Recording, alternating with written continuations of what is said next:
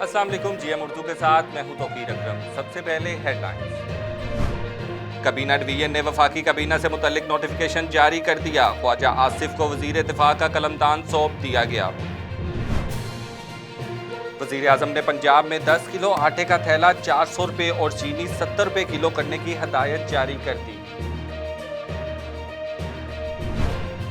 पाकिस्तान में कोरोना की ताज़ा तरीन सूरत हाल। कोरोना से 4 अमवात, 75 नए केसेस रिपोर्ट। पाकिस्तान में कोरोना की 5वीं लहर के दौरान केसेस और अमवात में कमी देखने में आई।